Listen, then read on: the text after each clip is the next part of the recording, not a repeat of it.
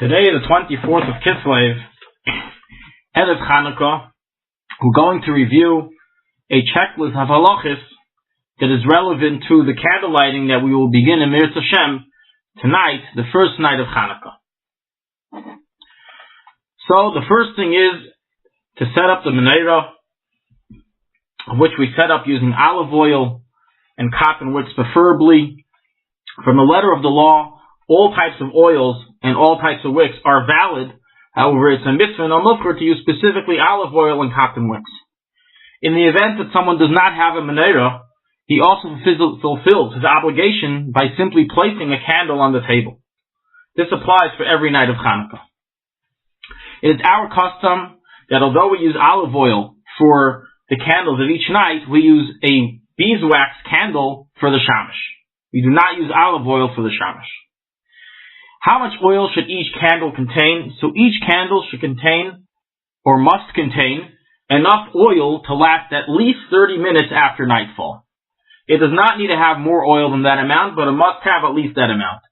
If one did not put in that amount and already lit the candles, then he must extinguish the candles, add more oil, and then relight them without a blessing. Setting up the menorah, so depending on which direction one is facing, whichever direction one plans on lighting the menorah from, so when facing the menorah, we place the candle starting from the far right end of the menorah. So the first night there will be only one candle on the far right end, and the second night there will be two candles on the far right end. And we begin lighting from left to right. So on the second night, we'll begin lighting from the candle that is closest to the left and go from left to the one on the right. The shamash is to be positioned slightly higher than all the other candles, as this is in order to have a clear observation that it is not part of the current night's candles. Where is the menorah to be set up? So the menorah is to be set up inside of one's home. That is the Chabad minhag, as is the minhag of Ashkenaz, is written in the Shulchanaruchharav, that we light the menorah inside of our homes, even today's time when it is safe to light by the outside doorway. Nevertheless, we still light inside. And the area inside the home that we light is by the doorpost, preferably of a kitchen, or preferably of the room in which most of the house members will be lounging during that time, so the be Persumei Nisa, and we place it opposite the mezuzah. The reason why it is to preferably be put by the kitchen is because there are more rules in Shulchanaruch that we go by the kitchen versus the bedroom. However, if more Persumei Nisa will occur in a different area, then obviously the menorah is to be lit in the area which there will be more Persumei Nisa. The menorah is to be placed directly adjacent to the doorpost, meaning against the doorpost and not in the middle of the doorway. It's to be placed at a height that's between 3 to 10 tefach from the ground, which is between 24 and 80 centimeters from the ground. It should not be higher than that amount or lower than that amount. This is with reference to the flame of the menorah. Thus, the flame of the menorah should reach below 80 centimeters from the ground. If there are many family members that are lighting Chanukah candles, then it's preferable for each one to light in a different doorpost in order so there be a recognition for each person's number of candles that he is lighting. The Rebbe mentioned that children are to specifically light by the doorpost of their bedroom. The above is a summary of setting up the menorah, the lighting of the menorah. When do we begin lighting the menorah? Our custom is to begin lighting the menorah from sunset, meaning once sunset has passed, we begin lighting the menorah. We do not wait until it is nighttime to begin lighting. For this reason, it is necessary that at least in Eretz Yisrael, the candle contain at least 50 minutes worth of oil, so it will last 30 minutes after nightfall.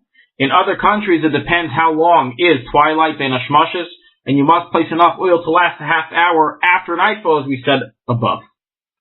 If it's not possible for one to light during this time, after Shkia, after sunset, then he's allowed to light with a bracha up until the people of the house go to sleep.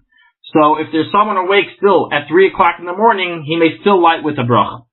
If it's a time that everyone's sleeping and there's no passerbyers anymore, it's very, very late, and you can no longer light with a bracha, and it's preferable to wake someone up in the family in order to say it with a bracha.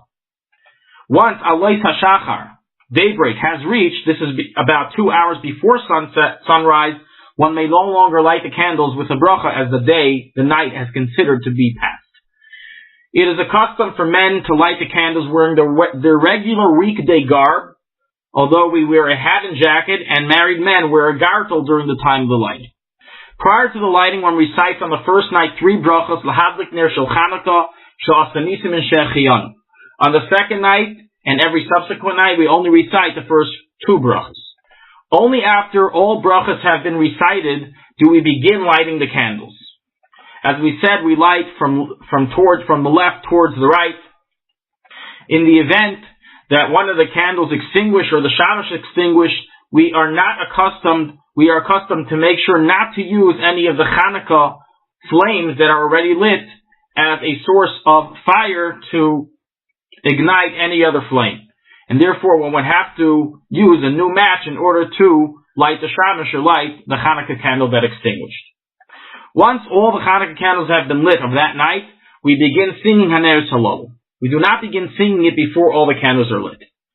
One should remain near the Chanukah candles, this includes men, for approximately 30 minutes, and talk and discuss about the miracles that Hashem did for us at that time. Women may not do work during this period of time, as discussed in previous classes. The menorah may not be moved during this time until at least 30 minutes have passed after nightfall. Once 30 minutes have passed after nightfall, in a time of need, such as it's dangerous for children and someone's leaving the house and matters of the like, then it is permitted to move the menorah. Likewise, one may not extinguish the menorah until 30 minutes have passed from after nightfall, but once that time has passed, then it is permitted to extinguish the menorah if necessary. It is forbidden to benefit from the light of the menorah, such as in the event of a blackout, until at least a half hour has passed from after Seisach Chavim, after nightfall.